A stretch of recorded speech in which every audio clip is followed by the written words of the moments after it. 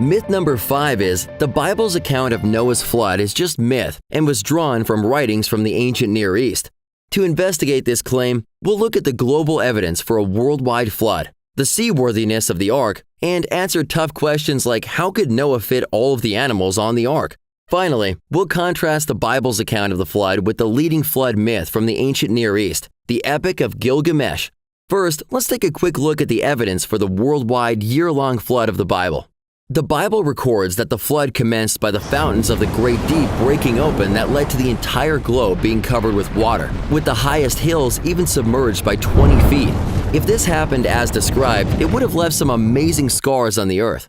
This is exactly what we find with the 40,000-mile oceanic rift system that covers the Earth 1.9 times over, including the massive 10,000-mile mid-Atlantic ridge that quite obviously shows how these continents were once joined together and then pushed apart. Just check out this map with all the ocean water removed. The deep continental shelves become visible, and we can see how the continents fit together like puzzle pieces to shape an Earth that used to be mostly a single landmass. This is especially obvious when looking at the matching jagged edges of lower South America and Africa. We can also see this notch of submerged land off the Grand Banks of Newfoundland and how it perfectly fits into a slot north of Spain. These continents fit together so well because of the catastrophic linear rifting that occurred when the fountains of the Great Deep were pulled apart. The Hebrew term used for this is ba-ka, which means to cleave, rend, or break and rip open, to make a breach. This couldn't describe what we see any better. One of the largest tears, the Mid-Atlantic Ridge, includes perpendicular faults along its entire length, showing the formation of new seafloor that occurred rapidly during the flood, not slowly over millions of years. The raised and sloped features on each side of the rift also testify to the hot and buoyant rock that still lies beneath it.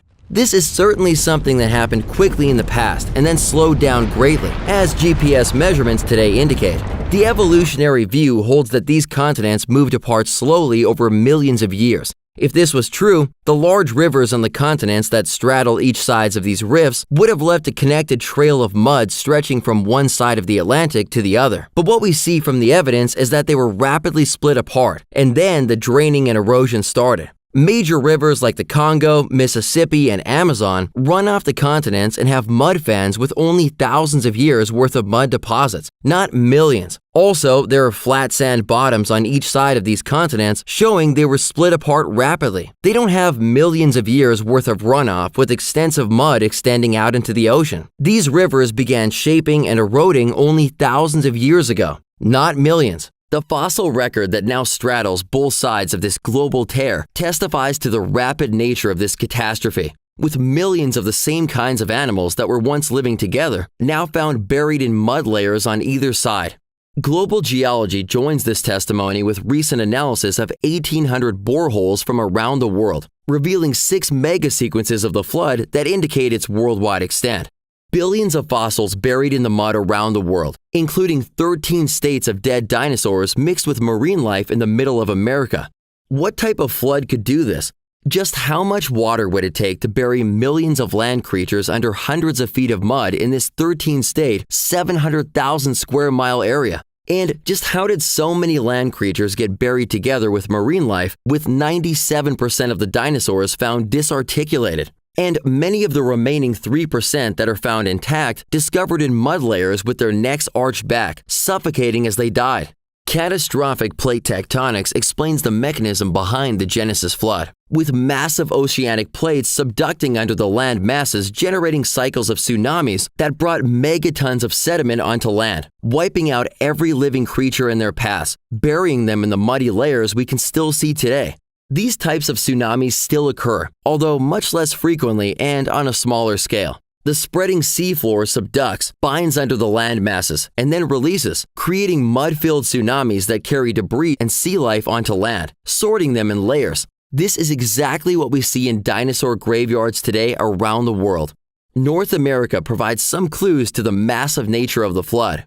In fact, even secular geologists refer to what's known as the widespread late Cretaceous transgression, which is just technical jargon for worldwide flood.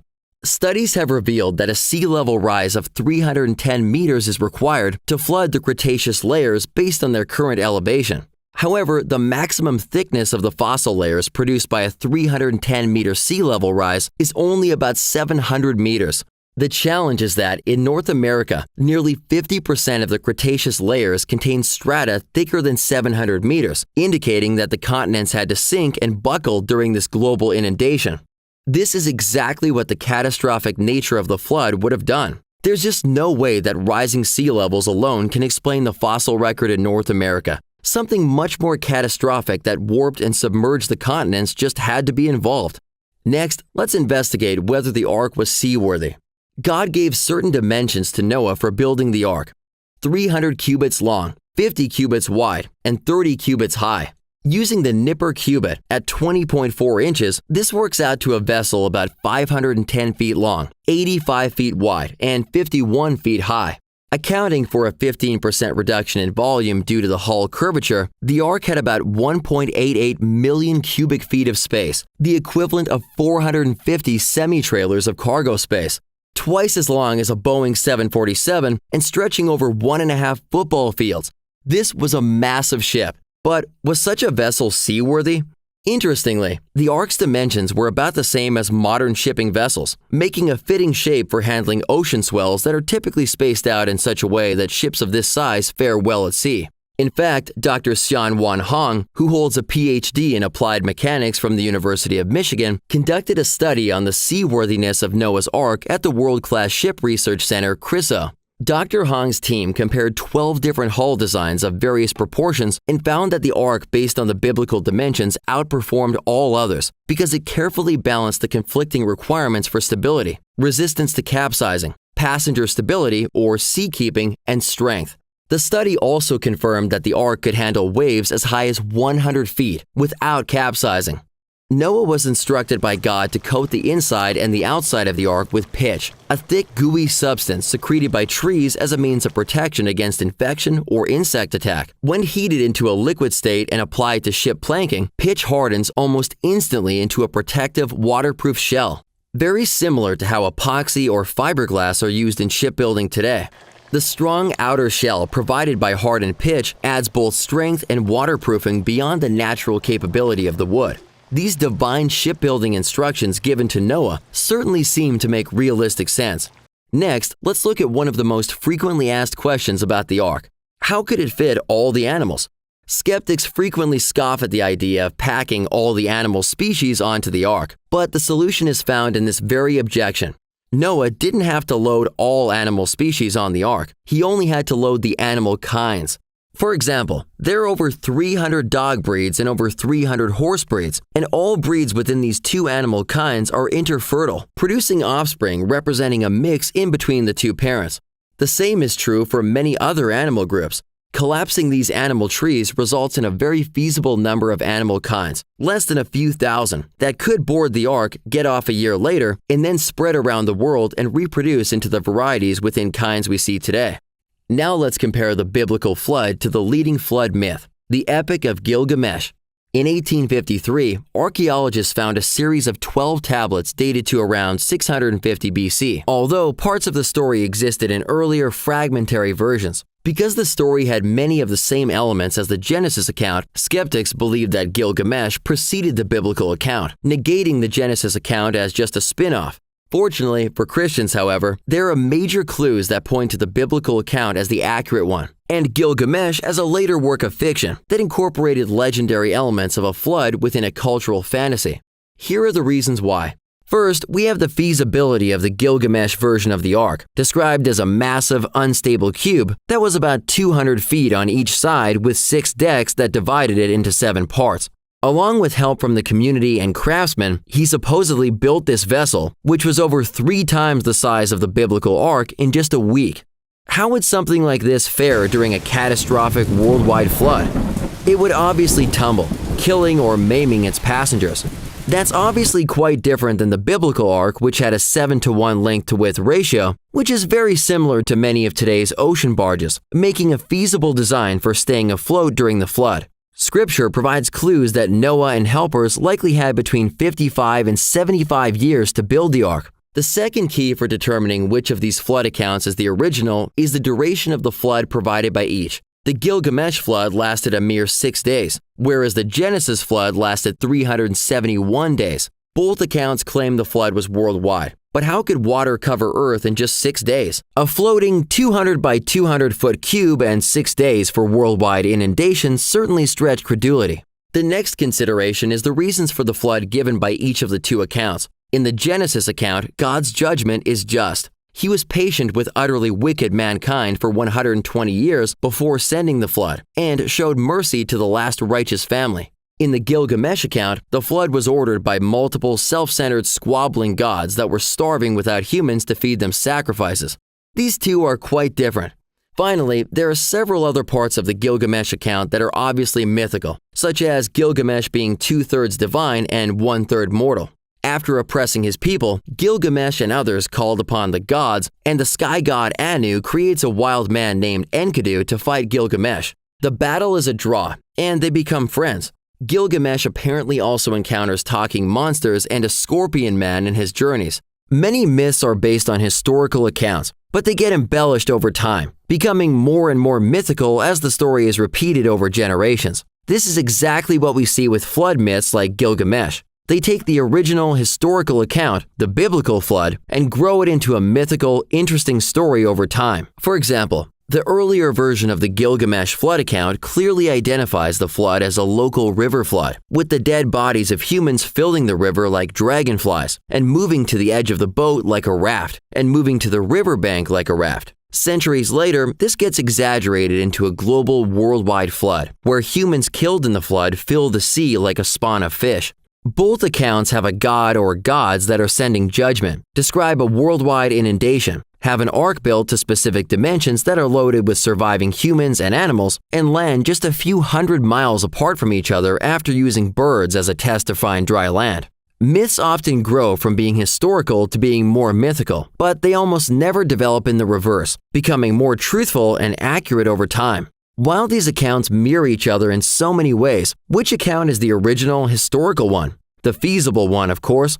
While both accounts describe plenty of divine intervention, only the biblical ark's size, shape, function, build time, and flood duration makes sense. Let's see what Dr. Randall Price, distinguished research professor and curator at Liberty Biblical Museum, has to say about this topic. What extra biblical text would you say substantiate the flood account in Genesis 6 through 9? Well, let's work our way backwards. We can start with all the church fathers. Every one of them mentioned the flood, and it's always a global flood. There's no example in any of them of a local flood. And then, as we move back to a first century writer like Flavius Josephus, who wrote for the Romans, he's writing a history of the Jewish people, primarily to impress the Romans because they defeated the Jewish people. It makes them look greater if they defeated a great people. But he's going into the details, and he talks about that in this place where the ark landed, they call it Armenia, they say that there are people who show relics of the ark.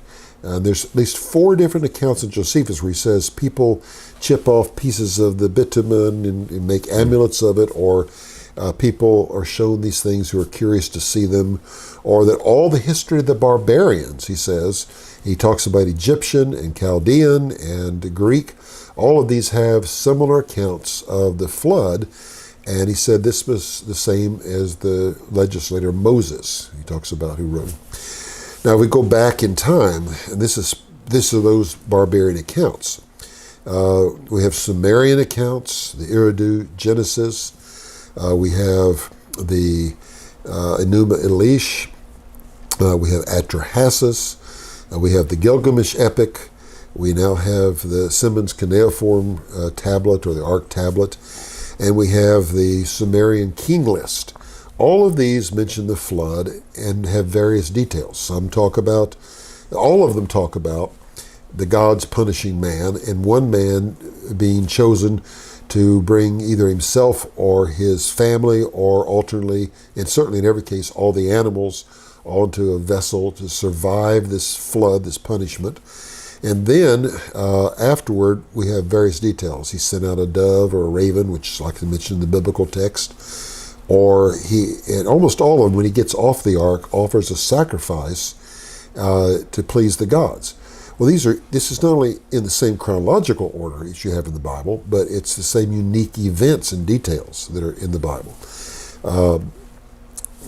Now, all these predate the Bible, and you could accuse the Bible of copying from them, but as we mentioned earlier, the problem is the Bible comes across more simple, more historical, more believable, while these are complex myths, and they differ among themselves in those details.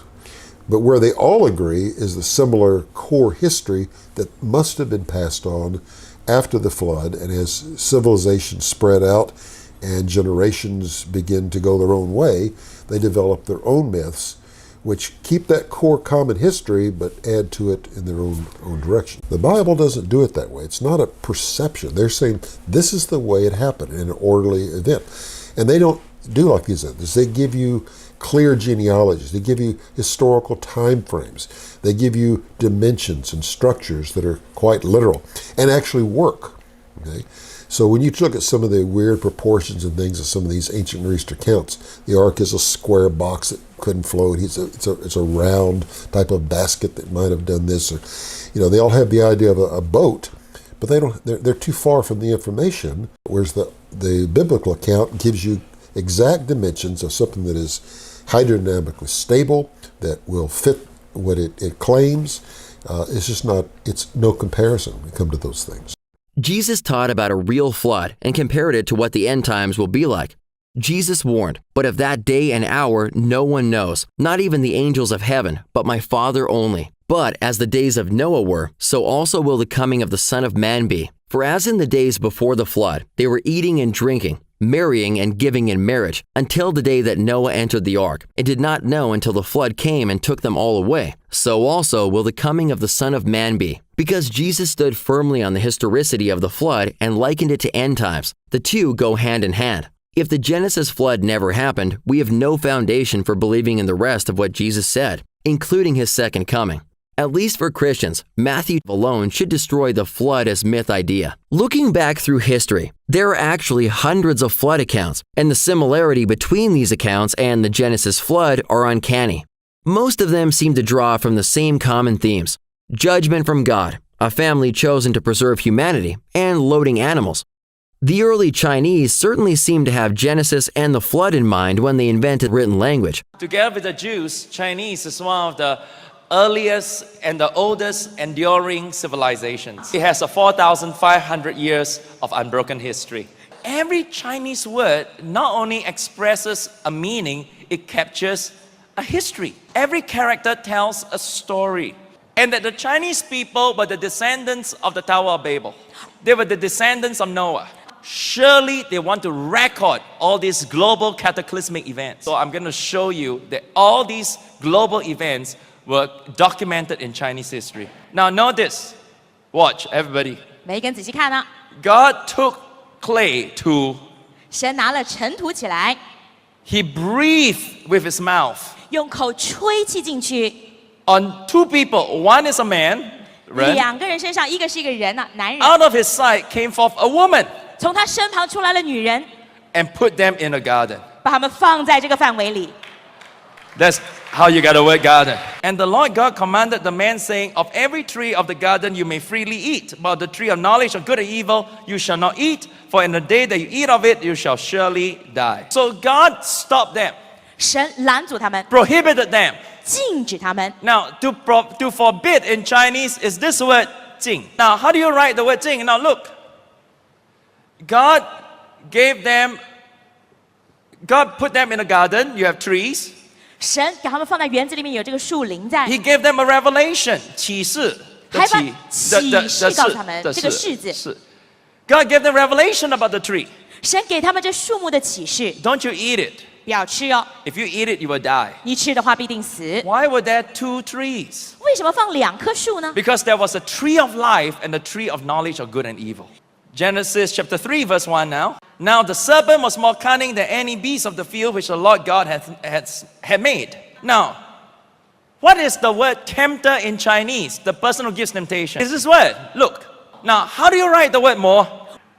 One guy came to man, 他来找人了，那个儿子 secretly. 私下的 This is the word 思， "si" means secret. 这个思就是秘密的意思。 So this word 鬼 means devil. Where did he come? 他到哪儿去？ He came to among the trees, 他是在树林当中来的， undercover. 在林荫之下。 He came as a tempter. So he tried to seduce Eve. Eve, eat the fruit. 夏娃吃着果子， Eve, the Bible says, lusted after the fruit, got greedy for it. How do you write the word to lust? Notice is again those three over a woman. All the story of creation was recorded in their writings. Now we come to the flood in Genesis chapter 7. So Noah with his sons, his wife, and his sons' wives went into the ark because of the waters of the flood. What is the Chinese word for a big boat? 船. How do you write 船? Look, 写这里.船这个字怎么写的？你看啊， A 舟, a boat, 啊，这就是一艘船，舟 with 8 people, 8. 里面有8口人。 You say, why 8 people in the boat? Because chapter 7 and verse 7 says, Noah and his wife, 2 people, 3 sons, that makes it 5, and 3 daughter-in-laws, that's 8. The first time boat was used, 8 people were inside. Where did the Chinese picture concepts come from? Why do these figures match Genesis history so clearly? Isn't it also interesting that all human history disappears about the same time as the biblical flood? Even secular school textbooks admit this. This is exactly what we would expect with civilization starting again after the flood. In summary, the Bible clearly lays out a flood account that, while miraculous, fits into history with much more believability than the mythical accounts. The ark is the only vessel in the ancient flood accounts that could have actually survived the flood. It was seaworthy and watertight, fit dimensions of many similar ships today, and could certainly hold the thousands of animal kinds necessary to blossom into the variety of animal life we see today. The obvious scars around the world also coincide well with the Bible's account, matching both the mega sequences in the geologic record and the massive worldwide fossil record, consisting of billions upon billions of animals buried in the muddy catastrophe that killed them. Looking for answers about what the Bible teaches about creation, the fossil record, dinosaurs? Download the Genesis Apologetics app from the iTunes or Google Play stores for answers to these questions and more.